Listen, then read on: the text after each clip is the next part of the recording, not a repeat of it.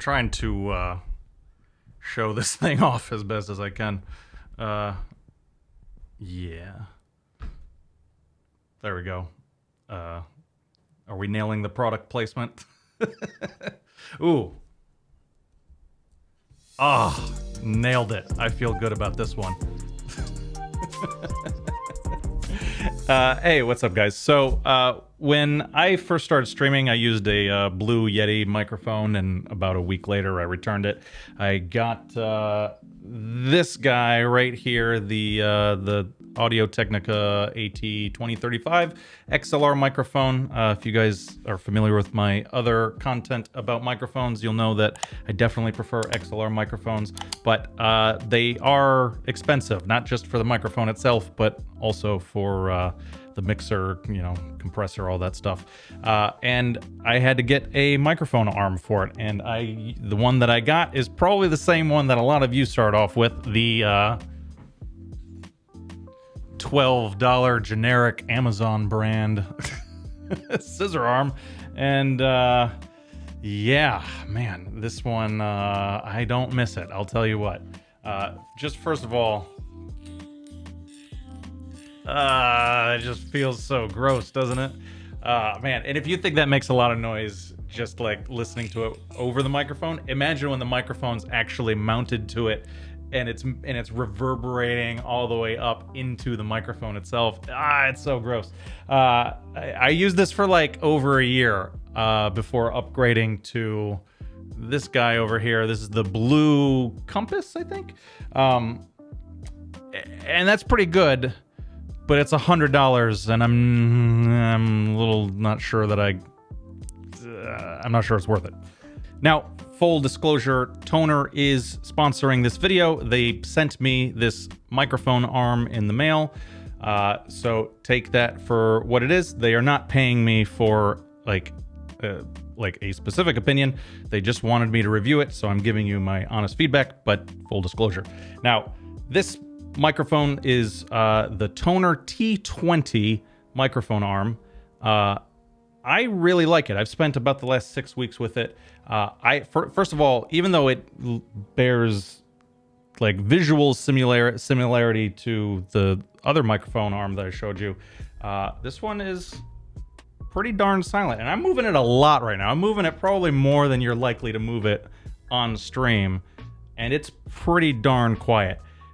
Just to my ears, I hear nothing. I don't have the cable completely secured on it just because I've been moving things around for this video. But you're not hearing anything from the springs. You're not hearing the metal kind of tension. I don't know, it's really gross with the other one. This one sounds very nice. It's very sturdy. This microphone is quite heavy. The biggest problem that I have with the Blue Compass is it looks super sturdy, but when you actually put the microphone on it, it just sinks down. Eventually it stops, but it stops kind of where it wants to be. I paid $100 for it. I feel like it should stop where I want it to stop and be a little bit more strong. And that's with me like really cranking on these. That's with me using the tension screwdriver to really tighten it up. There's no way to tighten this thing up enough to get it to not just fall, which I don't like very much. This, if you look right here, first of all, it's holding it up completely. It has two screws. It has this one right here, which is really just for this bar right here, which holds this joint up, right? I did tighten that one, but this is the only other one it has, and it's completely loose. I didn't tighten it one bit, and completely untightened, it is holding up my very heavy Shure SM7B like it's nothing. This is great. This is great. This is exactly what I wish the other one did. and I can adjust it however I want on the fly. I can move it quite a bit. If I want to put it above my head, I can put it above my head. Oh my God, that took 5 seconds, given you're seeing it on camera, but hey, look at that. No, it's not, you can't see it at all. This is exactly where I want the camera to be. Anyway, you get the point. Now it comes with a bunch of stuff. It comes with a pop filter, and I think this retails for $39.99. I regularly see it for $29.99, and just today I saw it for $19.99. It comes with its very own pop filter. I don't personally need this because the Shure SM7B is pretty good about that. It comes with this, which is it's for like a microphone. It wouldn't fit any microphone that I own. But if you go digging through your mom's attic and find a old, stage mic or something and just want to throw it on there, hey, it's good that it comes with one, right? It comes with this, and that's an odd choice in my mind because, first of all, any mic that you have is probably going to come with one. Second of all, like, I feel like this isn't going to fit over like a Blue Yeti, you know what I mean? This one doesn't even need it, right? But like, it's not just going to like fit over.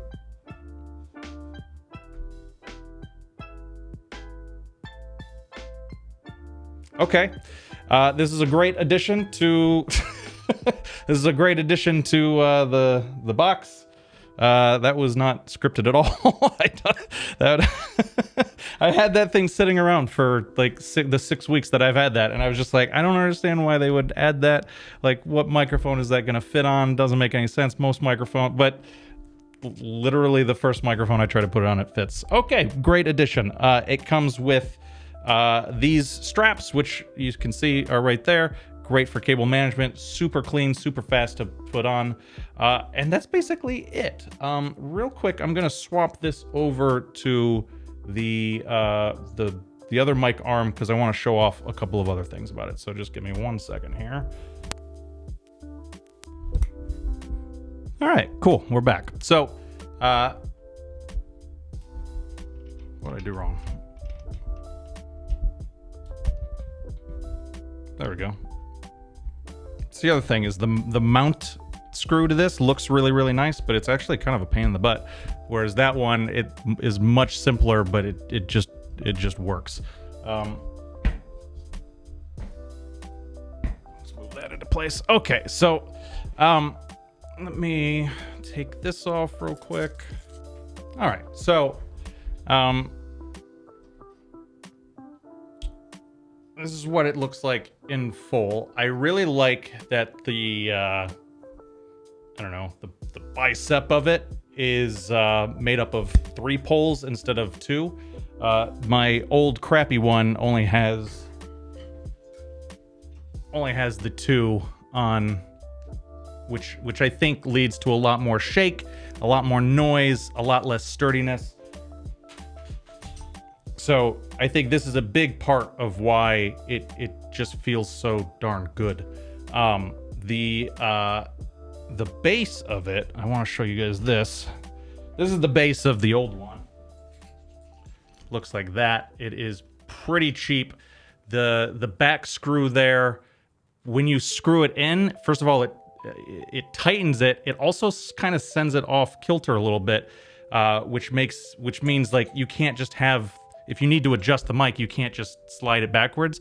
Sliding it backwards when it's on a tilt means it's also going to slide downwards, which is bad because now you can't just move the mic arm like away from you. Now you have to readjust the microphone to be pointing at your mouth again. That's no good. So the toner stand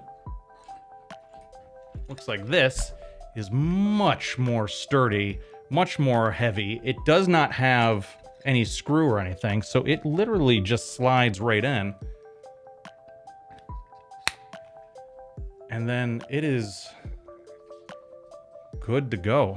Another thing that I really like is when it's pulled back like this, it actually spins really easily and completely frictionless. It almost spins too much. But at first I thought that was going to be a problem, but actually when you kind of like extend it outwards a little bit, it puts just enough tension on the edge of that it doesn't slide around quite as much. So it's actually, I don't know if that was intentional or not, but it's pretty smartly designed. The only thing that I don't like about this is I don't understand why this bar is 4 inches long. It extends out a full inch further than the base itself. I don't get that at all. It's not like this curve serves any purpose to, as far as I could tell. I mean, unless you're hanging like your headphones on it. I guess I could do that. That's pretty cool, I guess, maybe, I don't know. But aside from that, I can't think of any reason. And it would be like on the wrong side too. I don't know, you could do that though. I wonder if that's the intent there. That's kind of smart if that's the case, but here's the problem is I don't mount this to my desk because I think if you're a podcaster, if you're just doing YouTube videos, it might actually be fine, but I stream, and so I'm click-clacking on the keyboard and mouse. I don't want those reverberations to go through the desk into the mic arm, so I actually mount my mic arm over here to this guy right here. It's just a little side table, and if you see, I can't go very far in. I go about that far, and I run out of space. So 4 inches of bar means I can't mount this to the side table. And it's kind of a shame because I don't think this is going to matter to 95% of you, but any of you who use like, you know, weird desks or dressers or you know, just have like odd stuff that you mount your computer to, this might not work for you. This is a weird thing to maybe make the whole thing a deal breaker over, but you should think about this before you make your purchase. I'm starting to think that this might actually be like something to rest your headphones on, in which case I kind of love it too. So I don't know, it's kind of a mixed bag. I both love it and kind of can't use it. But the nice thing for me is I also make YouTube videos, and so while for streaming, I'm probably sticking with this for primarily 2 reasons. One, I just kind of like the way it looks a little bit better. It's just a little slicker than this with all, you know, like the external springs and all this. I just like the streamlined look of this. And while it drooping and stuff is a big pain in the butt, and I don't like dealing with it. The fact that I can mount it because it has just a smaller base, I can mount it to this little side table, and I can't mount this one to it. It's just a deal breaker. But I'm still going to use this because I also make YouTube videos where I don't need to click-clack on the keyboard. And so what I do is I take either this, or I don't know if you can see it, I've got a shotgun microphone up there too. I've actually been, for the last 6 weeks, I've been mounting this to the back of my desk over there, and I have the shotgun mic basically lifted over my monitors, pointed at my mouth. I've experimented using that on stream, but the keyboard and mouse just picks it up too much. So but all the same, I love when I mean with this video it's kind of an exception because I have to show this off, so I can't mount it. But typically for YouTube videos, I actually like not having the microphone in view. I just feel like it looks just a little bit slicker when it's out of view and you can still hear me fine and dandy, right? So this has been a great addition for that. The other thing that I've been thinking about using this for is I bought this.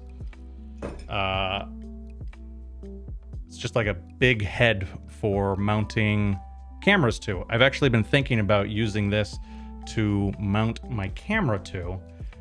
And then I can literally move it around a little bit more and get a lot more mobility out of it instead of just using a tripod where it's basically just sitting there and it can't really move. So it might actually helped me out quite a bit to make the camera angles a little bit more dynamic, which is cool. So it gives me options. So I really like it. I can definitely endorse this one. I really dig it.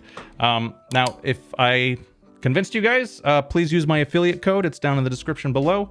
And if you guys want me to review other products, just let me know. And yeah, we'll see you guys next time.